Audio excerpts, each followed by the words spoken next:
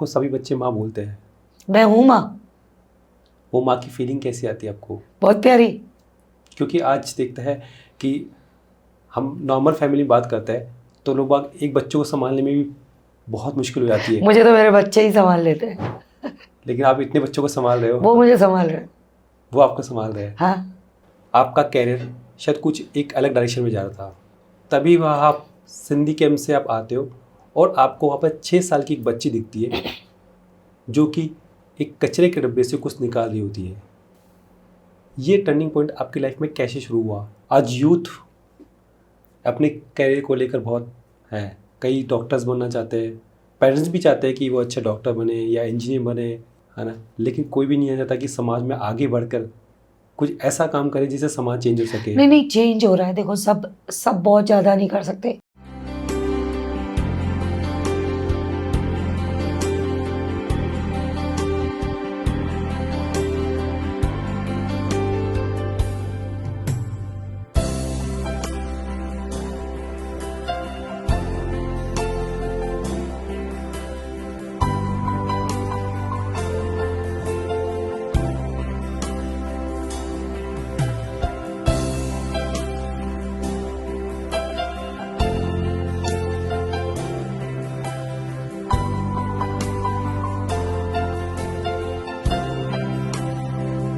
In an attempt to create a painting record, Manan Chaturvedi, a painter and social worker from Jaipur, painted for 72 hours at a stretch. An accomplished artist in hand painting, Chaturvedi decided to paint for 72 hours as it coincided with the number of girls in an orphanage which she runs.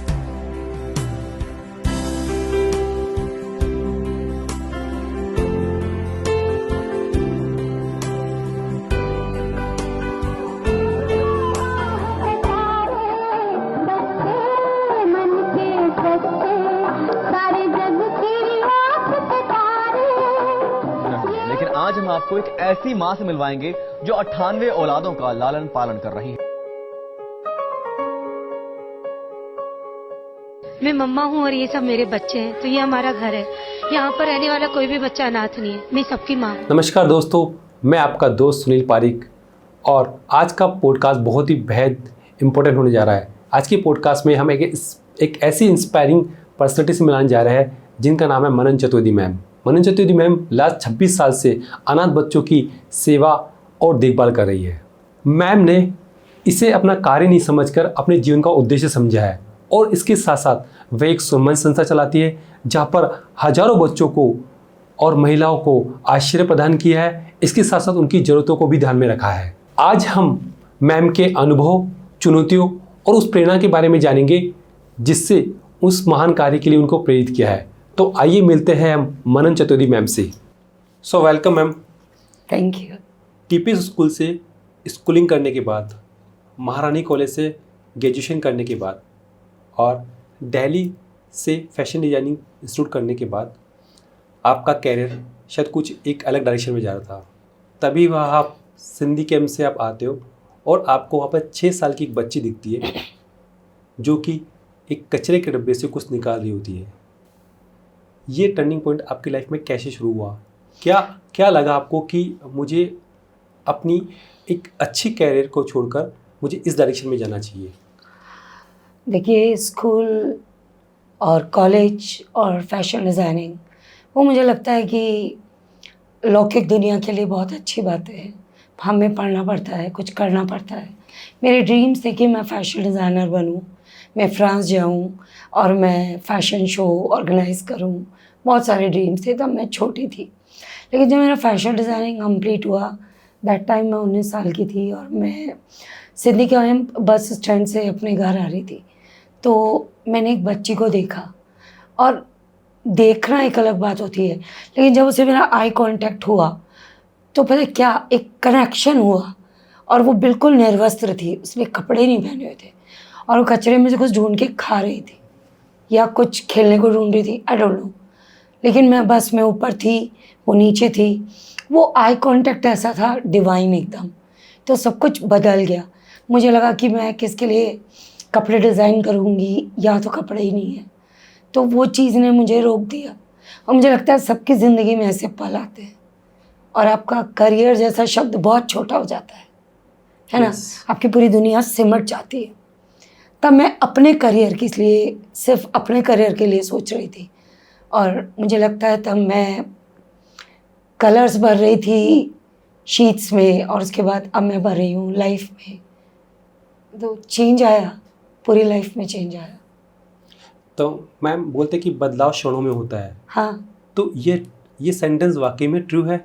मेरे साथ तो हुआ, और मुझे लगता है जो अपने आप को थोड़ा खाली रखते हैं वो थोड़ा भर सकते हैं, और लोगों को भी। मीन्स पल में चीज़ें बदलती हैं, लेकिन आपको उस पल को पकड़ना या समझना और एक्सेप्ट करना चाहिए। हम लोग इग्नोर कर देते हैं, अपने को भी और दूसरे की फीलिंग्स को भी। उसको अगर आपने पकड़ लिया तो आपकी पूरी लाइफ, एंटायर लाइफ चेंज हो जाती है, जो शायद मेरे साथ हुआ। मैम लेकिन उसी सिंधी कैंप पर और उसी जगह बहुत सारे लोग बाग जा रहे होते हैं। हाँ। और मुझे लगता है कि बहुत से लोग बाग ऐसे बच्चों को देखते होते हैं, लेकिन बहुत कम लोग होते हैं जिनको लगता है कि कुछ करना चाहिए, और वो भी जब कैरियर ओरिएंटेड हो। मैम तो आपके सामने तो बहुत लंबी अपॉर्चुनिटीज़ थी उस टाइम को लेकर, आपको स्कॉलरशिप मिल रही थी, फिर आपको क्यों लगा कि मुझे यही रास्ता चुनना चाहिए? देखिए, क्या होता है कि ईश्वर को तो ऊपर से आते नहीं है ना? लेकिन कहते हैं ना कि अगर आपको बहुत कुछ अच्छा करना हो पूरी ज़िंदगी में तो किसी रोते हुए बच्चे को हंसाओ। लेकिन मैंने फ़ील किया उस चीज़ को। मेरे पास में सारे ड्रीम्स को पूरा करने के लिए बहुत कुछ था, लेकिन उस बच्चे की एक नज़र ने मेरे को इस तरीके से खींचा, जबकि वो वहीं ठहर गई और मेरी बस आगे चली गई। मैं आगे जा चुकी थी, वो पीछे रह चुकी थी। मैं अपनी खिड़की से उसको थोड़ा सा घूम के देख रही थी।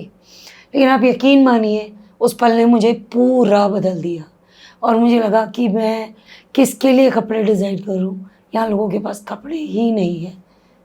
तो उस चीज़ ने मुझे एक नई ज़िंदगी दी, और मुझे लगता है कि लोग दो आँखों से दुनिया देखते हैं, और उन दो आँखों ने मुझे आज इतनी सारी आँखों से इतने सारे सपने देखने की ताकत दी है, जो मैं कर पा रही हूँ।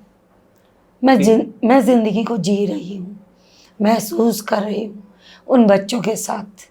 मेरा जीवन ठहर भी गया, और मेरा जीवन यकीन मानिए बहुत तेज़ी से दौड़ भी रहा है।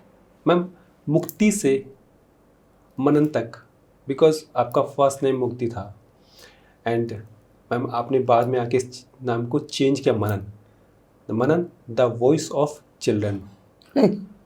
सो मैम इसके पीछे क्या मेरा उद्देश्य पहला था नाम आपका? इति था, फिर हुआ मुक्ति, Yes, फिर हुआ चंचल, फिर हुआ मनन। मैम। मैं फर्स्ट बेबी थी एंटायर फैमिली में, चाचा ताऊ अंकल्स वगैरह में, और मेरा नाम इति रखा। फर्स्ट बेबी का नाम इति मतलब पूरा हुआ। तो सब ने कहा कि इति नाम क्यों रखा, ये तो सही नहीं है। फिर मेरा रखा मुक्ति का मतलब होता है फ्री, तो थोड़ा सा अलग सा नाम था। तो मेरी मदर ने कहा ये नाम तो ठीक नहीं है। देन मैं बहुत शैतान सी होंगी, मेरे को तो लगता नहीं है, तो मेरा नाम रखा चंचल। लेकिन जब मैं 3 साल की हुई, मैं कभी घुटने नहीं चली, मैं सीधा चली 8 महीने की उम्र में। तो मैं जब 2.5-3 साल की हुई, मतलब उससे भी शायद छोटी, तो मैं पूरा बोलती थी, पूरा कंप्लीट। तो मेरी माँ बताती है मुझे कि मैं एक दिन ये पूछ रही थी वो क्या है, तो मेरे फादर ने बताया चाँद। वो क्या है, तो उन्होंने बोला तारे। फिर उसके आगे क्या है, उसके आगे क्या है, उसके आगे क्या है, तो मेरे फादर ने कहा फाइनली इसका नाम है मनन। मेरा नाम मेरे फादर ने रखा मनन। मनन का मतलब है मेडिटेशन, ध्यान, बस। तो ऐसे रखा गया मेरा नाम मनन। कि मैम जब आपने इन बच्चों को रखना चालू किया, हाँ ना, आपका एक उद्देश्य, एक लक्ष्य इस तरफ बढ़ा, तो आपके टाइम उस टाइम पे बहुत सारी प्रॉब्लम्स आएगी आपको लेकर, फाइनेंस को लेकर आएगी, हेल्पिंग हैंड्स को लेकर आएगी, इसके अलावा ऐसी बहुत सारी प्रॉब्लम्स आएगी। उन प्रॉब्लम को आपने किस तरीके से सॉल्व किया? बिकॉज प्रॉब्लम को सॉल्व करके जब आज आप तक पहुँचे, और आप जब पीछे देखते हो उन प्रॉब्लम्स को, तो आपको क्या लगता है? 2 बातें हैं। एक तो प्रॉब्लम्स नहीं थी मेरे लिए, चैलेंजेस थे। तो आधी प्रॉब्लम तो जो होती है लोगों की नज़र में, वहीं ख़त्म हो गई। वो मेरे लिए चैलेंज था। जैसे 10 बच्चे भूखे हैं और मेरे पास आटा भी नहीं होता था, तो मुझे याद है कि मैंने अपनी जैसे कभी ईयररिंग सेल की, कभी कुछ सेल किया, कभी कुछ किया, तो उनको डेली फूड कर मतलब अरेंज करना मेरे लिए चैलेंज होता गया। शुरू में तो नहीं था, शुरू में मेरे पास इतना था, तो फिर उस चैलेंज ने मेरे को रास्ते दिखाए। मैं फैशन डिज़ाइनर थी, लेकिन मैंने शुरू किया बैग्स बनाना, सिलना। मैं फिर उनको रोटरी क्लब, लॉयंस क्लब, इन सब जगह पे जाके सेल करती थी। फिर मैंने ग्रीटिंग कार्ड्स बनाना शुरू किया। मैं रात भर स्केचेस बनाती थी, उन्हें फोल्ड करती थी, फिर उन्हें स्टॉल्स लगा लगा के 10-10 रुपये में सेल करती थी। तो अच्छा था। फिर उसके बाद में मैंने और चीज़ें की, थिएटर शुरू किए और कुछ शॉर्ट फिल्म्स भी बनाई। फिर मैंने पेंटिंग मैराथन्स की, फिर मैंने मैगज़ीन लिखना शुरू किया। मतलब मैं करती चली गई।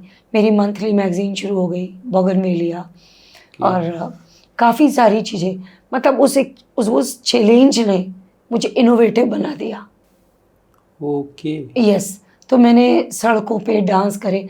मुझे याद है मैंने जब सड़क पे डांस किया और मुझे किसी ने 11,000 रुपये दिए, तो वो मेरे लिए बहुत बड़े थे।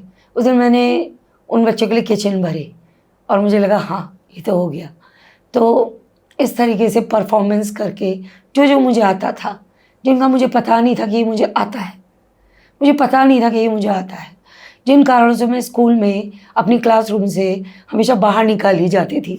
जैसे पीछे बैठ के बैक बेंचर में पेंटिंग बनाना मैथ्स की क्लास में, और टीचर का कहना बाहर निकलो, तो और बाहर बैठ के मैं अक्सर कंचे खेला करती थी।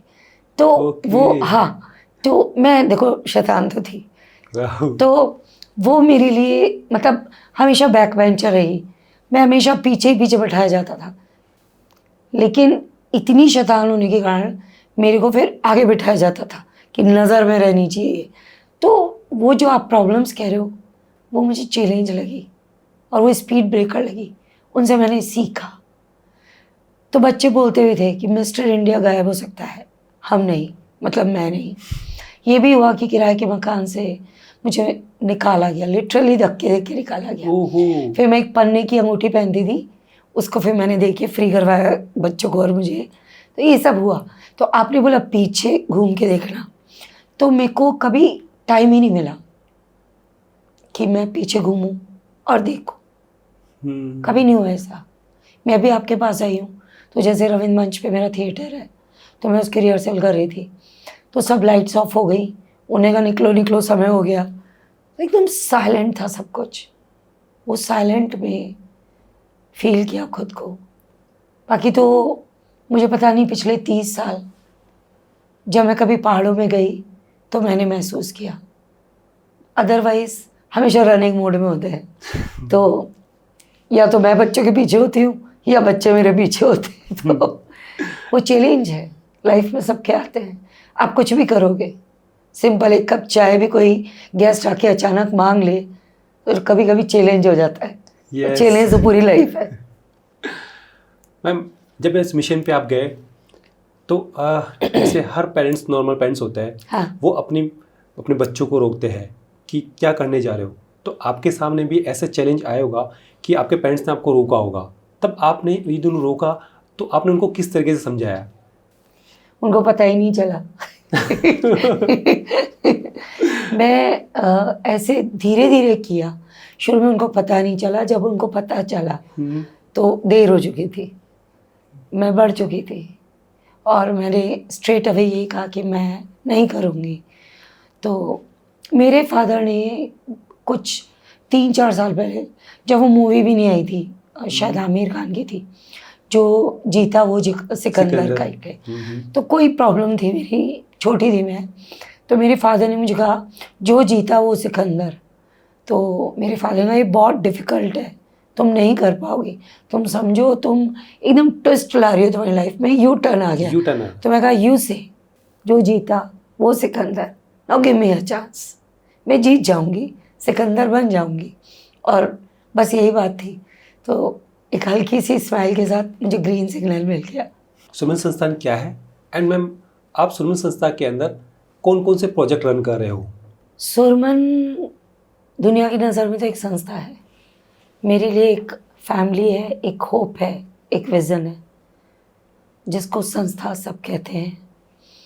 और उसका जो विज़न है वो बहुत ब्रॉड है। इसके प्रोजेक्ट्स जैसे स्लम एरियाज़ में काम करते हैं तो हम उसे फुलवारी कहते हैं, महिलाओं के लिए हम काम करते हैं तो हम उसे कोशिश कहते हैं, बुज़ुर्गों के लिए हम काम करते हैं तो हम उसे संबल कहते हैं, बच्चों के लिए हम काम करते हैं तो उसे पालना कहते हैं। लेकिन ये 4-5 बातें हैं। मुझे लगता है कि कोई भी तकलीफ़ में है उसको हंसाने का काम, कोई आपके घर पे आया है उसको दोबारा ना लौटाने का, उसका वेलकम करने का काम, कोई रो रहा है तो उसको ज़िंदगी में कि कैसे वो दोबारा आसमान छू सकता है, उसकी होप, सपने देखने की हिम्मत देने का काम मैं सुरमन के माध्यम से करने का प्रयास करती हूँ। और रही बात, सुरमन एक संस्था जैसा नाम नहीं लगता है ना। यस। ज़्यादातर ये होता है हेल्प से संबंधित, हाँ, है ना, मतलब ऐसे ही नाम होता है जैसे रिफ्लेक्ट हो जाए, है है ना। लेकिन सुरमन से लोगों को लगता नहीं है कि ये कोई सोशल वर्क करने वालों का कुछ ऐसा है। ये एक्चुअली ऐसे ही मैंने बैठे बैठे हो गया। स से सुंदर बन सकते हो, उ से उत्कृष्ट हो सकते हो, र से रागमय रहना होगा, म से मृदुल बनना होगा और ना से निश्चय लेना होगा, फिर तुम जो चाहे वो कर सकते हो। ऐसा करके हमने इसको सुरमन को बस एक दिन बना दिया तो ये बन गया। मुझे लगता है कि अंदर की सॉफ्टनेस, बैलेंस्ड हार्ट, मिठास, काइंडनेस, हम्बल और सिर्फ अपने सोचने की कटोरी से निकल के समुंदर बनकर गहराई लाना और शांत रहना, तो आप कुछ भी कर सकते हो। तो संस्था का मतलब साथ से होता है, आम इंसान को साथ जोड़ के। मैं गवर्नमेंट से एड्स नहीं लेती, मैंने कभी गवर्नमेंट एड नहीं ली, ऐसी मेरी एडामेंसी नहीं है, बस मैं नहीं लेती और ना ही लेना चाहती हूँ। मेरे को लगता है कि आम जनता बहुत अच्छा सहयोग कर रही है, सब मिलकर साथ काम करते हैं। और वो मैंने गवर्नमेंट से एड नहीं ली, इसीलिए मैं आज ये कर पा रही हूँ कि मैं थिएटर्स करती हूँ, मैं पेंटिंग मैराथनर हूँ, मैं शॉर्ट फिल्म्स की तरफ नई चीज़ें यस हम लोग कर पाते हैं। छोटे छोटे काम, जैसे मैं चॉकलेट्स बनाती हूँ, काफ़ी सारी चीज़ें, और वो बच्चे भी सीख रहे हैं, तो बच्चों में भी वो चीज़ें डेवलप होती है। तो सुरमन का मतलब है एक ड्रीम देखने की हिम्मत करने का स्पेस, ज़मीन पर चलकर आसमान को छूने की ख्वाहिश रखने वालों के लिए एक जगह, बस इतना ही है। मैम, इतनी सारी क्वालिटीज़ मनन मैम के अंदर। आज आप पेंटिंग भी करते हो, आप डांसिंग भी करते हो, आप एक आर्टिस्ट भी हो, है ना। मैं माँ हूँ, इसलिए माँ। मैं सब कुछ हूँ, क्योंकि माँ अपने बच्चे को चुप कराती है रोने में तो वो तोतला भी बोलती है, वो सब कुछ सीख लेती है। आवश्यकता आविष्कार की जननी है। मेरे को ज़रूरत थी बच्चों को पढ़ाने की, बच्चों को औरों की तरह दिवाली पे नए कपड़े दिलाने की, तो मैंने दिए पेंट किए और उन्हें बेचा। अभी फिर दिवाली आ रही है, मैं फिर बास्केट्स बनाऊंगी दिए के, फिर सेल करूंगी और 6-7 बास्केट बेच के एक जोड़ी नए कपड़े आते हैं। तो उस ज़रूरत ने मुझे ज़रूरत पूरी करने लायक बना दिया, है ना। तो बच्चों की चप्पल नहीं थी, तो चप्पल मैंने भी तब तक टूटी हुई पहनी जब तक सारे बच्चों को नई नहीं दिला दी। तो डिटर्मिनेशन मैंने बच्चों से सीखा, बच्चों के कारण सीखा, मुझे कुछ नहीं आता था। तो मैम, बच्चों ने आपको बोलते हैं कि एक माँ को भी बच्चे सिखा देते हैं। हाँ, तो उन बच्चों ने आपको ऐसा क्या सिखाया जो आपने लाइफ में कभी नहीं सीखा हो? उन बच्चों ने मुझे सब कुछ सिखाया। आप सोचो, हमारे पास मम्मी होती है, हमारे पास पापा होते हैं, हमारे पास नेबर्स होते हैं, हमारे पास स्कूल होता है, टीचर होते हैं, टॉयज़ होते हैं, पैसा होता है, कुछ भी जिद करने की हमारे को हक होता है ना। इन बच्चों के पास में कुछ नहीं होता, लेकिन फिर भी ये मस्त रहते हैं, मस्त रहते हैं। हाँ, ये खुश रहते हैं।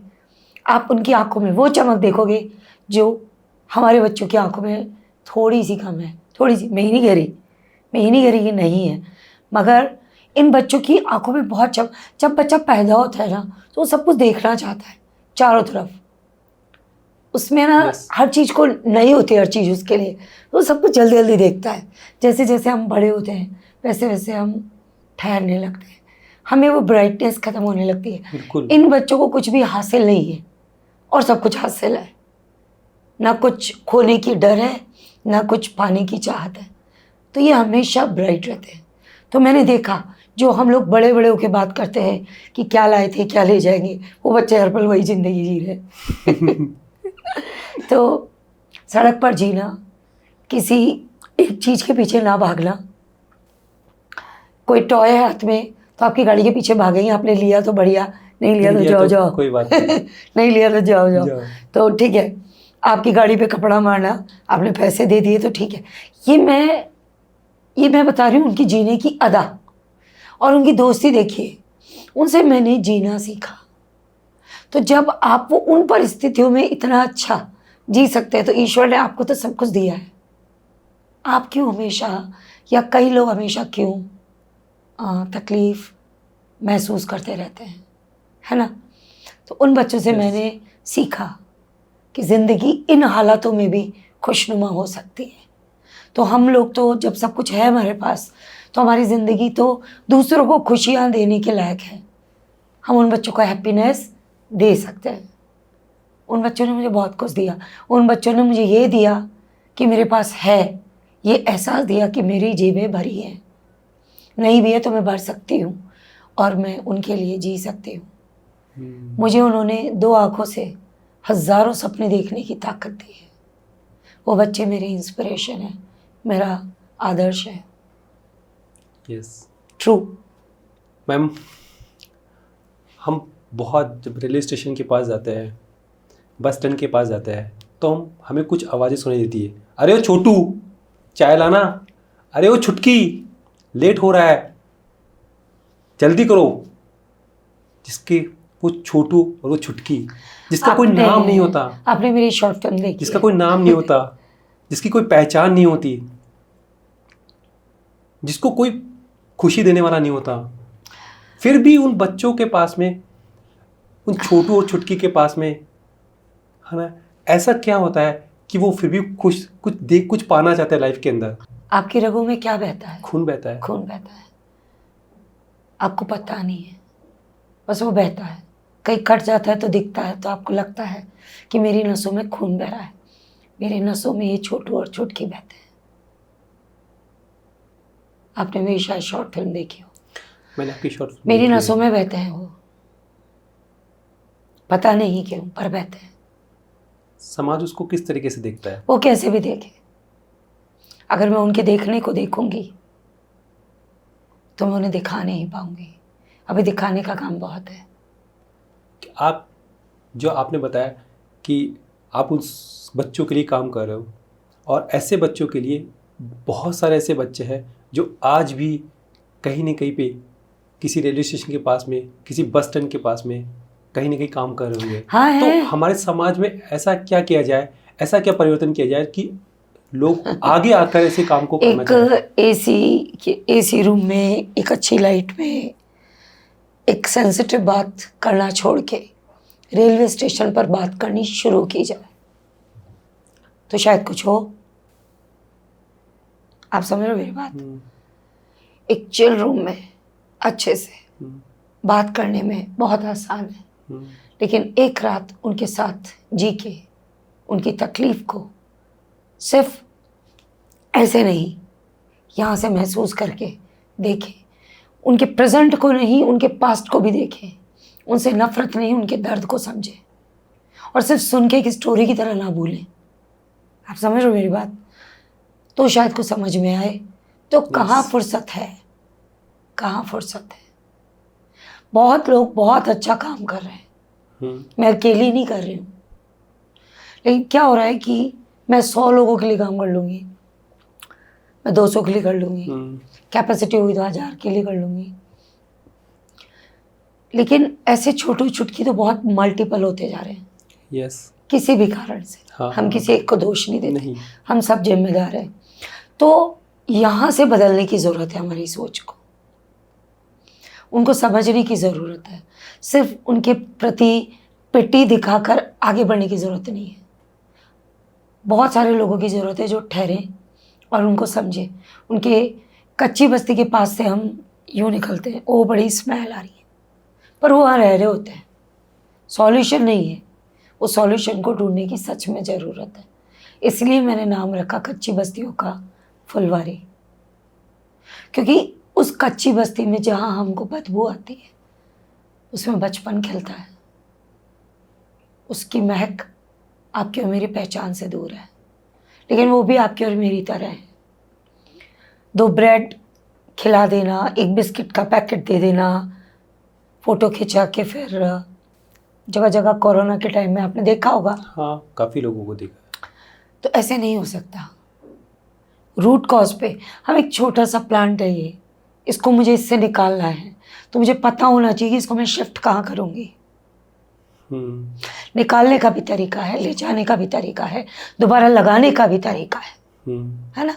सिर्फ निकाला, उससे अच्छा तो आप उखाड़ के फेंक दीजिए। तो प्रॉपर प्लानिंग के साथ, एक तरीके के साथ काम करने की ज़रूरत है, क्योंकि बच्चे हमारे देश का नहीं, पूरी दुनिया का भविष्य है। मैं और आप कब तक, आगे आने वाले समय में तो यही संभालेंगे सब कुछ, लेकिन आप आज भी देखिए कितना परसेंटेज सड़कों पे जी रहा है।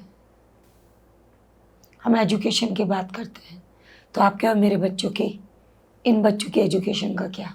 राइट। आज गांधी जयंती है, आपको पता है, मुझे पता है। आपको ऐसी कच्ची बस्तियों में अभी चलो ले जाती हूँ, उनको गांधी जी भी पता हो तो? नहीं पता है। तो फिर क्या? ऐसे बहुत सारे इश्यूज है आज। ऐसे बच्चों को Child अडॉप्ट labor किया को है लेकर। मैंने, चाइल्ड लेबर जिनको को लेकर। बताशे नहीं पता था क्या होते हैं, पर व्हाइट नहर पता था जिनको सूंघते हैं वो। उनको नशों का पता है कि पुराना मोजा कितने दिन खराब मैला हो जाए, उसमें आयोडेक्स लगा के कैसे सूंघे, उनको पता है।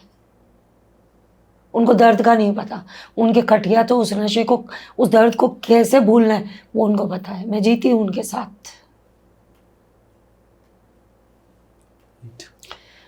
तो बातें एंडलेस हैं। मैंने क्या किया वो मुद्दा नहीं है, मुझे कितना करना है या मैं कितना कर सकती हूँ ये भी मुद्दा नहीं है, बस मैं करती रहूँ, यही है। मैम, आपको जब राजस्थान गवर्नमेंट ने एक पद दिया, हाँ, राजस्थान राज्य बाल अधिकार child right commission, child commission, and आप राज्य मंत्री भी रहे। और वो उस दर्जा time- था, मैं वो दर्जा मंत्री था। नहीं थी। वो दर्जा दिया आपको। हाँ, दर्जा। और उस टाइम पे आप काफ़ी आदिवासी इलाकों में गए।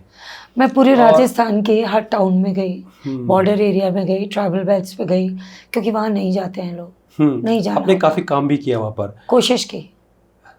बट वहाँ पर मैम आज भी बच्चों की स्थिति कैसी है और क्या समाज और सरकार वहाँ के बच्चों के लिए कर रही है? मैंने उनका ध्यान तो आकर्षित किया। भारतमाला बचपन यात्रा के दौरान मैं दौरों में गई, मैंने करीबन 120 गांव बॉर्डर एरिया के कवर किए। मैं सवेरे निकलती थी, रात तक ट्रैवल ही करती थी, हर दिन 10-15, हर घंटे गांव बदलने का प्रयास करती थी। वहाँ तक कोई जाता ही नहीं था। वहाँ की आंगनबाड़ियाँ, वहाँ के बच्चे, वहाँ की परिस्थिति, वहाँ की छोटी छोटी चुनौतियाँ, दूर दूर की ढाणियाँ बहुत कुछ है, बहुत कुछ है। मैं सुधारूँ तो मैं बोलूँ, पर मैंने कोशिश की, पर बच्चे बहुत खूबसूरत थे वहाँ। मैं शायद पहला मंत्री रही होंगी जिसके गले में हमेशा कैमरा होता था। मैंने कैद किए वो खूबसूरत चेहरे। उनकी चुनौतियाँ अलग है, पर मुस्कुराते हैं वो। उनकी अलग चुनौती है, पानी की समस्या, अंधविश्वास, बाल विवाह, भ्रूण हत्या। आज भी मैम लेकिन ये सब इश्यूज है। वो तो आपको भी Issues- पता है, तो इन इश्यूज तभी तो अपन कोशिश कर रहे हैं। आज हम लोग इतने पढ़े लिखे हैं, फिर भी बैरिकेडर्स माइंड में है। तो इश्यूज भी हमेशा रहेंगे। राम के ज़माने में भी थे, रावण था, कृष्ण के ज़माने में कंस था, तो आज भी है। सींग नहीं है तो क्या हुआ, राक्षस तो है। आपने कोलकाता का देखा नहीं क्या? हाँ, 2-2 साल के बच्चों के साथ जो होता है आपको पता नहीं? Yes. पता होगा आपको। फिर मैंने अडॉप्ट किया ऐसे बच्चों को, जिन्होंने मैम- चुनौतियों को समझा और वो चीख भी नहीं सकती, उन्हें पता भी नहीं उनके साथ क्या हुआ, वो उस ट्रॉमा से निकल भी नहीं सकती। एक शॉर्ट फिल्म भी है मेरी, rape victim, if you see. आपने बच्चों को अडॉप्ट किया, हाँ, बट उस टाइम पे आपको काफ़ी प्रॉब्लम्स आई होगी चीज़ों को लेकर, क्योंकि एडॉप्टेशन के अंदर मुझे पता ही नहीं था कि मैं उन्हें अडॉप्ट कर रही हूँ, तब इतने सिस्टम नहीं थे। जब मैंने शुरू किया मैं 19-20 साल की थी, आज मैं 50 साल की हूँ, और मैं 0 हटा कर जीती हूँ। 5 के आगे का। सो मैम आप जो एडॉप्शन, आज बच्चों यदि कोई पेरेंट्स आता है हाँ। और आपके हाथ से कोई बच्चे को लेना चाहता है, हमारे से बच्चे अडॉप्ट नहीं करवाए जाते। देयर इज़ अ कारा.निक, सेंट्रल गवर्नमेंट की एजेंसी है, वो सब सारे बच्चे पोर्टल्स पे होते हैं, गवर्नमेंट करती है। हमारे यहाँ से अडॉप्शन नहीं होता। हमारे तो मोस्टली वो बच्चे जिन्हें कोई अडॉप्ट भी नहीं करता। बच्चों की बहुत सारी ज़रूरतें होती है, होती है, उनके टॉयज़ को लेकर, उनके बड़ों से education को कम होती है, लेकर, लेकिन उनकी एजुकेशन हो गई, उनकी हेल्थ हो गई, आप किस तरीके से मैनेज वो करते उनका हैं? अधिकार है जिनको आप ज़रूरत कह रहे हो, वो उनका अधिकार है और हमारी ड्यूटी है। ज़रूरत है तो सिर्फ बड़ों की होती है, But एक के बाद एक चीज़ की। मैं कैसे पूरा करती हूँ आप उनकी कैसे पूरा करते अधिकारों को? अपनी ड्यूटी मान के। मेरा कर्तव्य है उनके अधिकारों को पूरा करना। स्कूल जाना उनका अधिकार है, तो लोगों को साथ जोड़ती हूँ। अब कोशिश करती हूँ कि लोग एक एक बच्चे की जिम्मेदारी लें, उनके लिए एंजल्स बनकर आए। स्कूल में भी कोशिश करती हूँ कि थोड़ी फीस माफ़ हो जाए। ऐसे कुछ ना कुछ जुगाड़ करते हैं। भारत तो जुगाड़ में बहुत आगे है और राजस्थान तो और आगे है। तो हो जाता है। अभी आप तक आपके संस्था में कितने बच्चे हैं? अभी 110 बच्चे हैं और 10 ऐसे हैं जो सिंगल पेरेंट हैं, बाकी तो बच्चे हैं। और फैमिली मेरी 150 लोगों की है। आपने काफ़ी बच्चों की शादी भी करी है। हाँ, मैंने काफ़ी बेटियों का विवाह किया। आज वो बेटियाँ सक्षम हैं और आज उनके कईयों के बच्चे भी हैं। वो सब आते हैं मेरे पास, मुझसे मिलते हैं, अभी भी आए हैं थिएटर के लिए। और बच्चियों की शादी बच्चियों की पसंद से हुई और वो खुश हैं, ये देखकर अच्छा लगता है। आपके यहाँ से जो कोई बच्चा जाता है बाहर और अपने कैरियर के लिए कोई जाता है, तो आपको कैसा फील होता है? Bye bye. देखिए आजकल क्या हो रहा है, आपके और हमारे बच्चे भी होते हैं जो बायोलॉजिकल, बहुत दूरियां आ जाती हैं, लेकिन इन बच्चों में प्रेम बहुत है। जब तो बस मन से यही निकलता है कि ये भी जो कॉमन सोसाइटी है ना, सोशल Yes. स्ट्रीमिंग जो है उसका पार्ट बने, इनको भी वही रेस्पेक्ट मिले, ये भी अपना स्थान बनाए। एक दिन मेरा कोई बच्चा ऐसे बैठा और आप उसका इंटरव्यू लें, बस यही चाहती हूँ मैं। वो भी वो सितारा बने जो किसी को प्रकाश दे। आपने कभी नहीं बोला कि वो ऑर्फन्स है, मैं अनाथ आश्रम चलाती हूँ? ऑर्फन विचारधारा है लोगों की। माता पिता तो थे जब ही तो पैदा हुए। समाज की संकुचित विचारधारा के कारण नाजायज़ जैसे शब्द आ गए और बच्चे सड़क पर आ गए। तो ऑर्फन कोई नहीं होता। एक तरफ तो अपन कहते हैं कि विश्वनाथ का देश है या कोई अनाथ नहीं होता, तो ऑर्फन वर्ड तो बहुत गलत है। आज भी हम देखते हैं कि समाज में बहुत से ऐसे लोग हैं जो कहीं ना कहीं मंदिर में हमें कोई बच्ची, कहीं हमें बस स्टैंड पे पास मंदिर में तो फिर भी ठीक है, डस्टबिन में भी मिलते हैं। डस्टबिन मिलते हैं। मेरी गाड़ी क्या के कहना नीचे भी चाहोगे? अभी कुछ ही दिन पहले मेरी गाड़ी खड़ी थी, इतनी तेज बारिश हो रही थी, उसमें नवजात शिशु को कोई छोड़ गया बिना किसी कपड़े के। अभी मुश्किल से 6 महीने हुए हैं।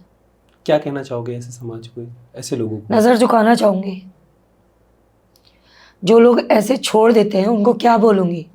जो रात के अंधेरे में अपने ही बच्चों को छोड़ के चले जाते हैं, कुछ उनको challenges कहने हो- से क्या फ़ायदा? मैं उनसे कहना चाहूँगी जो संवेदनशील है कि और जागृति लाओ, और ऐसा इंसान अगर आपको भागते हुए दिखे तो पकड़ कर उसे लाओ और उसको सज़ा मिलनी चाहिए, या उसकी कोई समस्या है तो उसकी समाधान होना चाहिए, या कोई ऐसा सिस्टम होना चाहिए जिससे कि उसको ये विश्वास हो कि अगर मैं आपके पास आ रही हूँ और अपनी प्रॉब्लम बता रही हूँ तो मुझे समाधान मिलेगा। यानी कि जो छोड़ के जा रहा है उसको समाज पे या सिस्टम पे कहीं विश्वास नहीं है, उसके अंदर डर है, या वो कहीं पुअर है, या पाल नहीं सकता, या और लड़की नहीं चाहता, कुछ तो है, तो उसको करेक्ट करने की ज़रूरत है। तो जो करेक्ट कर सकते हैं मैं उनसे कहना चाहूँगी, जो छोड़ रहे हैं वो तो बेचारे हैं, बेचारों को तो हेल्प की ज़रूरत है, उनकी विचारधारा बेचारी है, वो डरे हुए हैं, वो सहमे हुए हैं। तो जो सक्षम है वो आगे आए। अब कमीशन क्या है इस चीज़ को लेकर, आप कहाँ तक लेके जाना चाहोगे इस विज़न को? विजन को, ये एंडलेस जर्नी है। पाप करने के तरीके बदल सकते हैं, पर जैसे अंधेरा है, अभी रात हो रही है ना बाहर, आपने लाइट जलाई है तो अंधेरा तो रहेगा। आप अपनी लाइट को कमी मत करें, ना अंदर से ना बाहर से। आप अपने अंदर की ज्योति को जला के रखें, अंधेरे के खिलाफ लड़ते रहें, खुद की तपिश को कम ना करें, तपते रहें। प्रकाश होता रहेगा, अंधेरा जाता रहेगा, लेकिन अंधेरा भी रहेगा और प्रकाश भी ज़रूरी है। तो हम चलते रहेंगे, हमारे जैसे बहुत चलते रहेंगे, पर अंधेरा भी है और लाइट भी है, रात भी होती है, सूरज भी आता है। आज यूथ अपने कैरियर को लेकर बहुत है, कई डॉक्टर्स बनना चाहते हैं, पेरेंट्स भी चाहते हैं कि वो अच्छा डॉक्टर बने या इंजीनियर बने या किसी एक अच्छी कॉर्पोरेट सेक्टर में जाए, एक अच्छी लग्जरी हैंडल करे, है ना। लेकिन कोई भी नहीं चाहता कि समाज में आगे बढ़कर कुछ ऐसा काम करे जिससे समाज चेंज हो सके। नहीं, चेंज हो रहा है। देखो, सब बहुत ज़्यादा नहीं कर सकते, सब आइंस्टाइन नहीं हो सकते, सब रॉकेट नहीं उड़ा सकते, मैं ट्रेन नहीं चला सकती, मैं प्लेन नहीं चला सकती, सब कुछ नहीं कर सकते। फिर भी आज का जो यूथ है ना वो चेंज हो रहा है। मैं आपको बता रही हूँ, आज के यूथ में उसको लगता है कि मैं इतना कमा रहा हूँ तो कुछ अच्छा करूँ। ये भी बहुत अच्छी शुरुआत है, ये भी अच्छी शुरुआत है। आज का यूथ चेंज हो रहा है, ऐसा नहीं है। हर इंसान में एक अच्छा कोना है, ज़रूरत है उसको बड़ा करने की। ऐसा नहीं है, एक बुरे से बुरे व्यक्ति में भी अच्छा दिल होता है, बस ये है कि उसमें वक्त मिट्टी डाल देता है। तो सब लोग सोचते हैं, बस वो जो आपने शुरू में कहा था, मौके को पकड़ने की बात है, उस पल को समझने की बात है। तो आपके अंदर की अच्छाई को आप समझो, उसकी डोरी को पकड़ो और आगे बढ़ो। कर सकते हैं सब। मैम, आज सोसाइटी ऐसे बच्चों के लिए किस तरीके से सहयोग कर सकती है? सबसे पहले तो अपने अंदर इन बच्चों के लिए संवेदनशीलता लाए और वो सोचे कि हमें कुछ करना है। तो कोई बाउंड्री नहीं है, कोई बॉर्डर नहीं है, वो कैसे भी और कुछ भी कर सकती है, कहीं पर कोई रुकावट नहीं है। आज इंसान अगर चांद पे जा सकता अब तो मंगल पे भी चले गए। तो मैं ये कहना चाहती हूँ कि तो एक बच्ची को फीड करवाना, एजुकेट करवाना, उसको क्लोथिंग देना, सिर्फ एक ही चीज़ चाहिए। जो फीलिंग्स आपको क्षणिक आती है ना, थोड़ी देर के लिए उसको लेकर आगे बढ़ो और कुछ करो। बस करना ही है, बस एक कदम आगे निकालना है। बुरा करने से पहले हिम्मत नहीं लगती तो अच्छा करने में कहाँ लगती है, बस करो। एक डेटा बताता है कि 3.7 मिलियंस बच्चे आज कुपोषण की वजह से मर गए। इंडिया के डेटा बता रहा है ये। डेटा में ना जाए तो लेकिन आज हम देखते हैं कि बहुत सारे ऐसे बच्चे होते हैं उनको आज एक अच्छा पोषण नहीं मिलने की वजह से वो मैं ब्रेक करूंगी आपकी इस बात को। आपको पोषण किसे कह रहे हो? जो पतले लगते हैं, जिनका पेट आगे आता है, जो गरीब होते हैं। हाँ, आपके और मेरे बच्चे भी कुपोषित हो रहे हैं। अगर कुपोषण की बात कर रहे हो आप तो मैं बोलूँगी, आपके मेरे बच्चे क्या खा रहे हैं? जंक फूड्स खा रहे हैं, फालतू की चीज़ें खा रहे हैं। कुछ ही समय में उनको डायबिटीज़ हो जाएगी, कुछ ही समय में उनको 50 बीमारियाँ हो जाएंगी। अगर आप कुपोषण की बात कर रहे हो तो वो किसी तबके से संबंधित नहीं है, है ना। तो कुपोषण तो है, लेकिन ये एक ही कैटेगरी के लोगों के लिए वर्ड नहीं है। गलत फूड और गलत खाना, गलत समय पे खाना, तो वो अरबपति के बच्चों को भी हो सकता है और सड़क वाले बच्चों को भी हो सकता है। हाँ। बैलेंस डाइट नहीं है, या फिर हम एक ही तरीके की चीज़ खा रहे हैं, उसमें वेरिएशन नहीं है, सॉरी, तो उसमें वेरिएशन नहीं है, तो वो हो सकता है। बात अभी तो रोटी की हो रही है, बात रोटी की है, बात रोटी की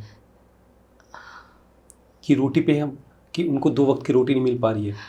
हाँ, ऐसा है, ऐसा है। तो सरकार उसके लिए क्या कर रही है? हम क्या कर रहे हैं? सरकार एक बॉडी है, है ना। मैं देखो बायस होके बात नहीं करूँगी। सरकार कौन बनाता है? हम बनाते हैं। हम बनाते हैं, हम रिस्पॉन्सिबल हैं। हाँ। हमारे पास में राइट टू इन्फॉर्मेशन का, हर चीज़ का अधिकार है, लड़ लो।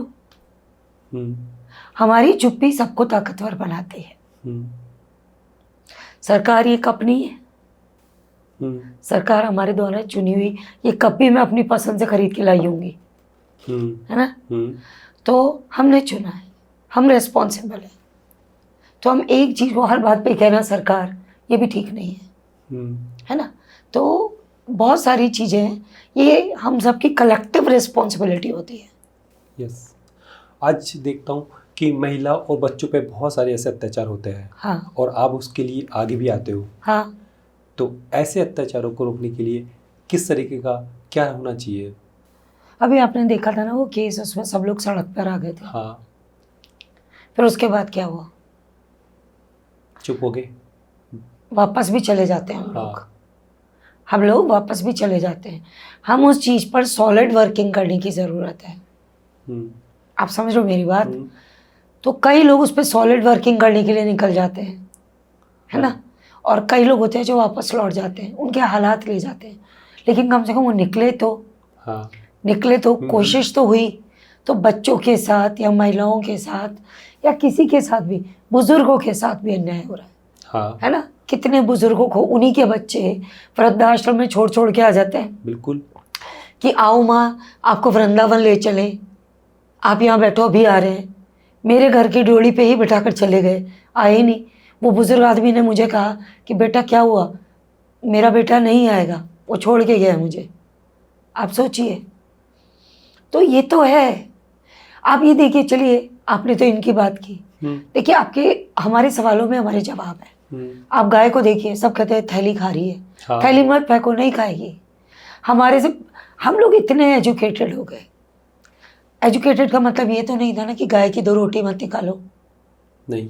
पहले हर घर से गाय की 2 रोटी, उस पर थोड़ा सा घी और चीनी होती थी। हर घर के आगे परंडा होता था, अपना बर्तन साफ होना हो वो परंडा साफ होता था। कबूतरों को दाना डलता था। लास्ट की रोटी कुत्ते की होती थी, है ना। पूर्णिमा से को सीधा होता था, मावस को खाना होता था। हाँ।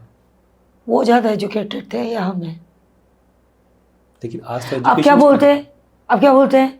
ये रोटी बच गई, मैंने कई घरों में देखा है, गाय को डाल दे, डाल दे, डाल दे। पहले क्या होता था? 2 रोटी, भगवान का भोग, गाय को। तो education is not only from school, education is life style, संस्कृति और संस्कार। सिर्फ कमाने के लिए शिक्षा रह गई है क्या? संस्कृति, संस्कार, शिक्षा। शिक्षा मतलब संस्कार, संस्कार मतलब सिर्फ अपना नहीं, औरों का भी। करियर सिर्फ अपना नहीं, करियर मैं आप सफ़ेद शर्ट पहन कर निकलो, आप शाम तक काली हो जाएगी। क्यों? आपकी गाड़ी तो पॉल्यूशन नहीं फैला रही, पर सामने वाली की तो फैला रही है। हाँ। भुगतना सबको पड़ेगा। हाँ। तो इसका मतलब क्या हुआ? Collective effort, collective responsibility. तो हम सबको मिलकर करना होगा। तो हमारी शिक्षा सिर्फ कमाने के लिए, अपने करियर ओरिएंटेशन के लिए नहीं होनी चाहिए। हमारी शिक्षा का, हमारे टाइम में पता नहीं अब का कम हो गया है, मॉरल साइंस एक विषय होता था, नैतिक शिक्षा। नैतिक शिक्षा। अभी वो कॉपियाँ, वो किताबें ही नहीं है। मैंने अपने टाइम में कोशिश की थी, मॉरल साइंस उसमें होता था। तो वो सब वापस कनेक्ट करने की ज़रूरत है, उनको लाइफ स्टाइल में लाने की ज़रूरत है। कुछ चीज़ें बहुत अच्छी हो गई हैं अब, कुछ चीज़ें छूट गई हैं अब। तो पहले की जो अच्छी चीज़ें थी उनको ले लो, जो आज की अच्छी चीज़ें उनको रहने दो। बुराई को हटाने का प्रयास करो। सिर्फ निकलना एक बार जोश के साथ, इसको रोक देंगे, इसको कर देंगे और फिर ख़त्म। एक कोलकाता के केस जब हुआ है, दैट वाज ब्रूटल, लेकिन आप सोचो उसके बाद लेकर अब तक कितने हुए होंगे, या उस पल में और कितने हुए होंगे। हाँ। लेकिन एक सामने आ गया, बाकी नहीं आ पाते। हर केस नहीं आ पाता है सुनील जी। तो ऐसे बहुत सारे ऐसे केसेस होंगे जो दब भी जाते होंगे। होते हैं तो उनका रिएक्शन क्या होना चाहिए? ये केसेस नहीं होने चाहिए। अभी आपने सुना होगा good touch bad touch, yes. घर, इसका मतलब ये है ना कि घर में भी बच्चा कई बार सुरक्षित नहीं होता। हाँ। तो एक तो पेरेंट्स की अवेयरनेस, एक बच्चे को वो चीज़ें बताना, समझाना, बहुत सारी चीज़ें हैं जो हमें समझनी पड़ेंगी। ऐसा नहीं है कि ये सब अभी हुआ है, ये सब था। अब मीडिया और इन सब चीज़ों के कारण वो चीज़ें हमारे सामने भी आ रही हैं और इसलिए इतने सारे कानून भी बन रहे हैं, सारी चीज़ें हो रही हैं। हमारा फोर्थ जो स्तंभ है वो बहुत एक्टिव है अब, वो सबके सामने चीज़ें ला रहा है, तो न्याय भी मिलना शुरू हो गया है। पहले ये सारे एक्ट्स नहीं थे, पनिशमेंट्स नहीं थे, विक्टिम कंपनसेशंस नहीं थे, अब सब चीज़ें हो रही हैं। मुझे लगता है कि सुधार होगा, लेकिन बुराइयां भी हैं, तो निरंतर चलने की कोशिश करनी चाहिए, चीज़ें दबे ना। इसका मतलब ये नहीं है कि उसका तमाशा ही बन जाए, लेकिन उसको प्रॉब्लम का सॉल्यूशन हो, किसी विक्टिम को न्याय मिले। कंपनसेशन सिर्फ चंद सिक्के नहीं है, उस मेंटल ट्रॉमा से निकलना भी है, समाज में उसको इज्जत मिलना भी है, उसको बेचारी की दृष्टि से ना देखते हुए आगे बढ़ना भी है, बहुत सारी चीज़ें। आज हम बात करते हैं एजुकेशन लिटरेसी की बात करते हैं। हाँ, आंगनबाड़ी और सरकारी स्कूल बहुत जगह है, लेकिन फिर भी पेरेंट्स उन आंगनबाड़ी और सरकारी स्कूल में बच्चों को नहीं भेजते। कुछ ऐसी जगहों में क्यों? कुछ कैसी जगहों में, जैसे बात तो आदिवासी एरिया के अंदर। हाँ, वहाँ तो बच्चे वहीं जाते हैं सरकारी स्कूल्स में, हाँ ना, क्योंकि वहाँ जाके प्राइवेट स्कूल भी कोई नहीं खोलेगा, क्योंकि वहाँ बिजनेस नहीं मिलेगा। वहाँ सरकार ही पहुँचेगी। और आज भी आप देख लीजिए, ज़्यादातर IAS ऑफिसर्स सरकारी स्कूलों से ही निकलते हैं। लेकिन बहुत कम आज क्या भी। क्या बहुत कम? यदि आप देखते हैं हम सिविल सर्विसेज मैं आपसे पूछना चाहती हूँ ना, प्राइवेट स्कूल जो हैं इतने बड़े बड़े, मैं किसी को दोष नहीं दे रही, वो कौन से गांव में आपको नजर आ रहा है? हर आजकल बहुत सारे छोटे छोटे गांव में भी प्राइवेट स्कूल्स ओपन हो गए हैं। आज आंगनबाड़ी देखने को नहीं मिलती है। नहीं, ऐसा नहीं है, आंगनबाड़ी है, आंगनबाड़ी है, लेकिन है। केवल ओनली फॉर सरकारी उसमें लग है कि आप किस सरकारी, में? ओनली ये है कि आप सरकारी काउंटिंग में हो रही है, बट रनिंग कहाँ हो रही है? नहीं हो रही है आंगनबाड़ी, ओके। बिल्कुल है, बिल्कुल है। अच्छी बुरी, कोई बहुत अच्छी है, कहीं पे कोई कमी है, तो वो तो आपको हर जगह पे नज़र आएंगी, लेकिन आंगनबाड़ी है। और उनसे जो लोग सर प्राइवेट में फ्री नहीं पढ़ा रहे, हाँ, फ्री नहीं कर तो रहे। आप मेरी बात समझिए, तो जो इंसान पे नहीं कर सकता उनके लिए वो सुविधा है। हाँ, एटलीस्ट है। उनको सरकार के सिस्टम के थ्रू उनको जो प्राइमरी एजुकेशन है वो तो मिल रही है। यस। वहाँ से बच्चा सरकारी स्कूल में तो जा रहा है, जहाँ उनको कॉपी किताब फ्री तो देने का प्रयास हो रहा है। स्कूल की यूनिफॉर्म है, एजुकेशन है। प्राइवेट स्कूल्स में भी शायद इतने टीचर एजुकेटेड ना हो जितने सरकारी स्कूल में। अब आप कहोगे कि पोस्टिंग नहीं होती, उनकी अटेंडेंस कम होती है, वो आपको और मेरे को लड़ना होगा। लेकिन आप मुझे बताइए, जो बच्चा फीस नहीं दे सकता प्राइवेट की, वो कहाँ जाएगा? वो सरकारी स्कूल में तो जाएगा। सरकारी बॉडी में क्यों में जाएगा? और सरकारी स्कूल हर जगह है, हाँ, सरकारी स्कूल हर जगह आंगनबाड़ी है। हर जगह है। हाँ, है हर जगह। मैंने खुद आंगनबाड़ी में जाके देखा है, हाँ, मैंने देखा है। वहाँ पे कम से कम जिन लोगों को नॉलेज नहीं है, घर घर जाके वहाँ की सखियाँ वहाँ पर जाके उनको उनके वैक्सीनेशन का तो बताती हैं। कोई अगर महिला गर्भवती है तो उसको बताती है, उसको आयरन की दवाइयाँ देती है। तो कुछ भी नहीं हो रहा, उससे कुछ तो प्रयास हो रहा है। कुपोषण के खिलाफ वो लोग लड़ती हैं, लेकिन अगर गलत है तो वो प्राइवेट में भी हो सकता है और गवर्नमेंट में भी हो सकता है, क्योंकि गवर्नमेंट में भी इंसान है और प्राइवेट में भी इंसान है। यस। मैं गई कैलाश मानसरोवर, वहाँ पर मुझे एक पाउच मिला किसी मतलब मसाले का, चिप्स का, इन चीज़ों का, कैलाश जैसी ऊंचाई पे, क्योंकि वहाँ इंसान पहुँच गया। राइट। तो जहाँ हम पहुँच रहे हैं वहाँ गंदगी भी पहुँच जाती है ना। हम ही अच्छा करते हैं, हमसे ही गलतियाँ होती हैं। हम ही से कचरा गिरता है, हम ही उठाते हैं। हमें सोचना है कि हमें क्या करना है। हम ही पेड़ काटते हैं, हम ही लगाते हैं। हमें सोचना है। यस। हमें पेड़ लगाने में भी सोचना चाहिए कि कौन सा ऑक्सीजन दे रहा है, कौन सा क्या कर रहा है। हमने काटा पर हमने लगाया क्या? ऑक्सीजन देने वाला लगाया या सिर्फ ब्यूटी बढ़ाने वाला पौधा लगा दिया? यस। ये आपको सोचना है, मुझको सोचना है। राइट। मेरे कपड़े सिंपल है पर मेरा दिल कैसा है, ये आपको सोचना है, मुझको सोचना है। हम कॉस्मो लाइफ की तरफ बढ़े या प्रकृति के करीब पहुँचे, या आपको सोचना है, मुझको सोचना है। मनन चतुर्वेदी की खुशी क्या है? इंसान अपने दिल की सुने, क्योंकि दिल की जो पहली आवाज़ होती है वो भगवान की आवाज़ होती है, और उसमें कभी गंदगी नहीं होती। फिर उसके बाद में डिमांड्स आती हैं, फेर बदल आते हैं, प्रॉफिट एंड लॉस आते हैं। आप अकेले में बंद कमरे में खुद से बात करो, आपको पता है आपका ईश्वर आपके अंदर बैठा है, वो आपको बता देगा कि आप सही हो या गलत हो। तो मैं ये कहती हूँ कि हर इंसान को अपने से 5 मिनट बिना झूठ के खुद से बात करनी चाहिए, ऊपर वालों से खुद मिल जाएगा। राइट मैम, बहुत सारे लोग बाग ऐसी NGO के साथ जो ऐसा काम शुरू करना चाह रहे हैं, आप उनके लिए क्या मैसेज देना चाहोगे? चेयर से उठे, गेट खोले, बाहर निकले, काम करें, और क्या। आपको चाय पीने की इच्छा है, खड़े होइए, किचन में जाइए, दूध लीजिए, चाय की पत्ती लीजिए, सामान डालिए, अदरक कूटिए और चाय बनाइए, पी लीजिए, और क्या है। आपकी इच्छा आप कर लीजिए। आपकी जो इच्छा होती है, आप अपनी इच्छा के लिए ईमानदार रहिए ना। आपकी इच्छा काम करने के लिए किसने रोका है? कर लीजिए, कर लीजिए। आपकी इच्छा जहाँ चाह वहाँ रहा, आपकी चाहत के साथ ईमानदार रहिए, उसमें क्या है?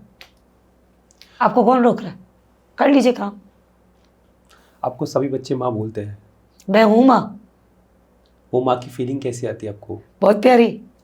क्योंकि आज देखते हैं कि हम नॉर्मल फैमिली बात करते हैं तो लोग बाग एक बच्चों को संभालने में भी बहुत मुश्किल हो जाती है। मुझे तो मेरे बच्चे ही संभाल लेते हैं। लेकिन आप इतने बच्चों को संभाल रहे हो। वो मुझे संभाल रहे हैं। वो आपको संभाल रहे हैं। हाँ और आप उन्हें संभाल रहे हो। हाँ, उनकी ज़रूरतों का ध्यान रखकर, उनके अधिकारों के लिए कर्तव्य कर कर। हमने बताया कि वो नीडी है, दे आर नीड इंडीड, क्या क्या आप उन्हें छोटा बनाते हैं। ये हमारे लिए शर्मसार होने की बात है कि उनके अधिकारों को हम पूरा नहीं कर पा रहे। कहीं हमने उनके प्रेमाइसेस में घुस के उनके अधिकार तो नहीं छीन लिए। अभी आप देख रहे हो, भेड़िए बाहर आ गए, कभी शेर बाहर आ गया, कभी बंदर बाहर आ गए। आप उनके जंगल में नहीं उसे सफारी करने, ठीक है? तो आप हमारी हरकतों के कारण कहीं उनके अधिकार तो नहीं छीने। हमारी ड्यूटी है उनके अधिकारों को पूरा करना। उनकी ज़रूरत तो हम बोल रहे हैं बड़ा बनकर, बाकी हम छोटे हो गए। हमारी ड्यूटी है उनका काम करना। समाज की तरफ से क्या हेल्प चाहते हो आप? जागृत हो, काम करो, सब करो, साथ चलो, अच्छा लगेगा, सब खुश रहो। ऐसे बहुत से ऑर्फन हाउस चलते हैं आज, है ना? बच्चों की तादाद बढ़ रही है। क्या लगता नहीं कि 2 बच्चे सबसे अच्छे चल रहे हैं आजकल, तो कहाँ बढ़ रही? फिर भी कहीं ना कहीं 2 बच्चों से 1 बच्चे पे आ पहले गए। 10-10 होते थे तो भी बोझ नहीं थे, नहीं अभी 2 भी बोझ है। 2 भी चलो कोई बात नहीं। 1 बच्चे भी आजकल बोझ है। तो फिर क्या करें, बताओ, आप बताओ क्या करें। फिर भी सोसाइटी, फिर भी आज समाज, पहले खेत होते थे, पहले सब तरफ जंगल होता था। अभी एक पेड़ लगा दो, तू पानी डाल दे, तू पानी डाल दे, चालू कर देंगे सब। सच बता रही हूँ मैं आपको। हाँ, ये होता है। हाँ, तो फिर सोच छोटी हो गई तो क्या करें? सोच कैसे चेंज होगी वो हैं? समाज की? सोच कैसे चेंज होगी? आप और हम बात कर रहे हैं, शायद असर हो जाए।